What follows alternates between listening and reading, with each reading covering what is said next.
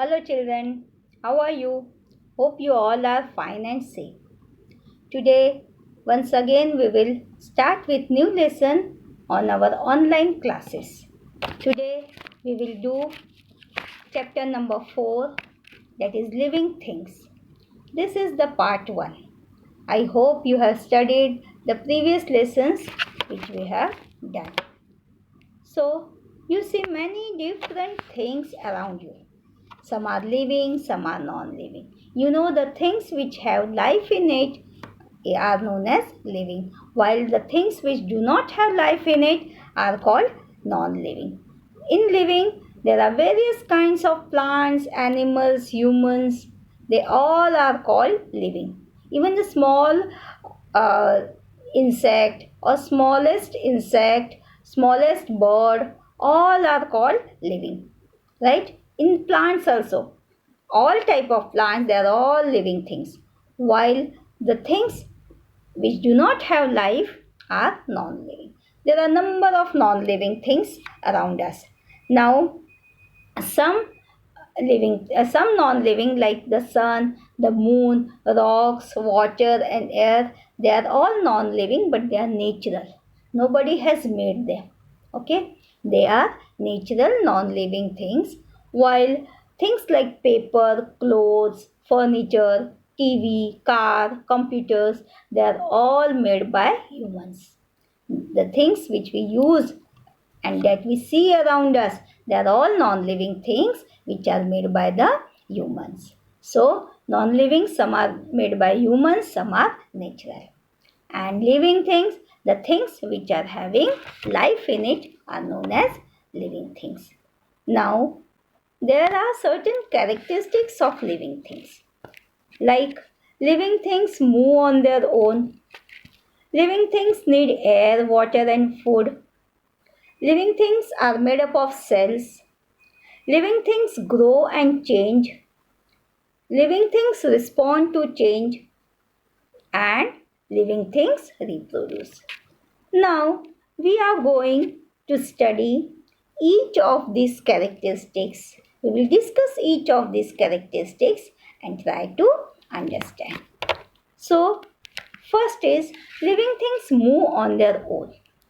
See, you have seen animals around you, humans, we can move around. Yes, we have got legs. Other animals have got legs. Some do fly, some do crawl, like, or some insects like animals, they can walk slowly on their 6 feet or 4 feet. Yes, so all animals, they can move. And why do they move? They move in search of food, because they don't get any ready-made food.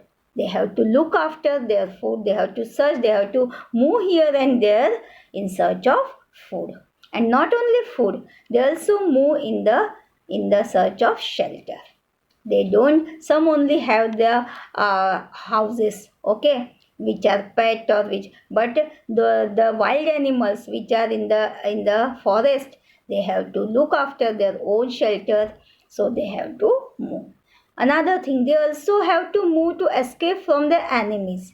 You know, the herbivores are eaten by the carnivores, means small animals are eaten by the bigger animals. So they also have to take care of themselves, and they have to escape from their enemies.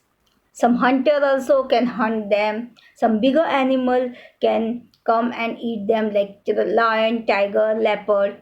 So they have to escape from their enemies. For that also they need to move from one place to another. Plants do not move, okay, but they do not move for food. Why? Because they can make their own food. This also you must be knowing.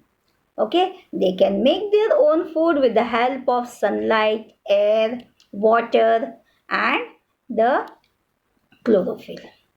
So they do not move from one place to another, but as they grow, they move in height, you can say. Yes, they move in length. And non-living things, they do not move. Have you seen any non-living thing moving on their own? No. Can you tell that the chair or table come here? Will it come? No. So non-living things normally do not move on their own. Now, another characteristic is living things need air, water and food. All living things.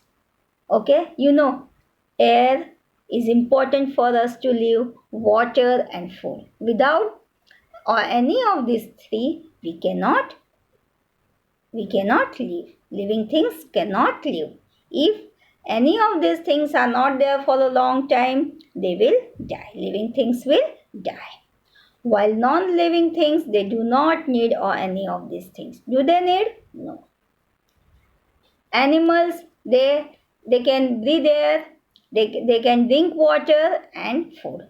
But for plants, we have to water them. Yes, na?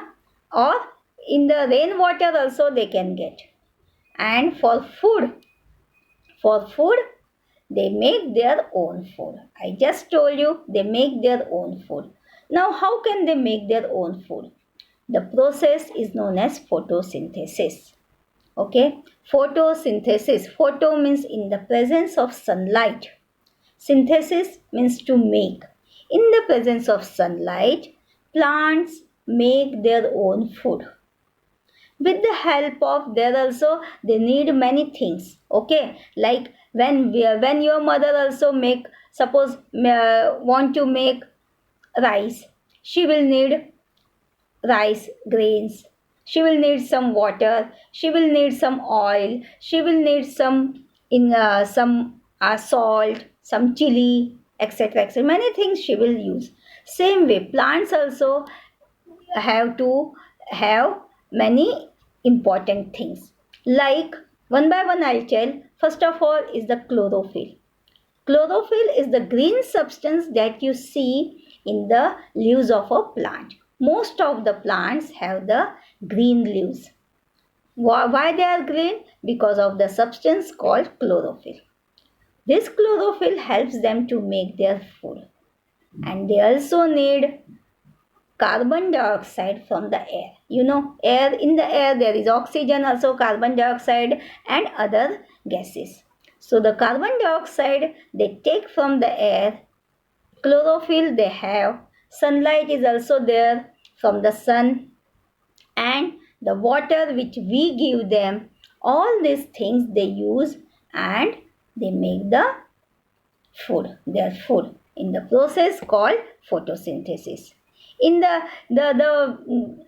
plants which are outside, they take the water from the soil, or when it rains, the soil takes up the water, it also stores the water in it, and that water is used by the plants. And the process of making food is known as photosynthesis, and they make this food in, where do they make this food? In the leaf. So leaf is also known as the kitchen of the food, or you can say the food factory of the plants. So in leaf they make the food, and the process is known as photosynthesis, and they use chlorophyll, carbon dioxide, water and sunlight. So this is all about photosynthesis. Now you know how the plants make their own food. And animals, they cannot make their own food. They depend on the plants for their food. Herbivorous animals, they depend on the plants for their food. They can eat the plants. Now see here.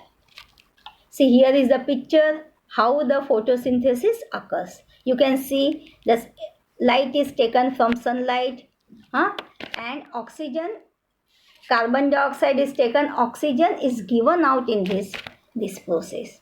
So see, you must be knowing how plants are important for us. So plants are also important for us as they give us oxygen in return of the carbon dioxide. They take up carbon dioxide to make their food, and they give out oxygen. That's why we should plant more and more trees, so that we get the oxygen and we can get the pure air. See here, water is taken up from the soil. Carbon dioxide is taken up from the air, and light is taken from the sunlight. So this is the process how the photosynthesis occurs. Right? Now you know mushrooms. In the other lesson, I told you the mushrooms in the food lesson, you know, the fungi and all that. So in that, mushroom is a kind of fungi. It is not green in color, so it cannot make food of its own. What happens? It takes the nutrient from the dead plants and animals. So mushroom do not have chlorophyll, so they mostly grow on dead plants and animals where they take up the nutrients. So this is all about living things needs air, water and food. Another characteristic will move is to living things are made up of cells.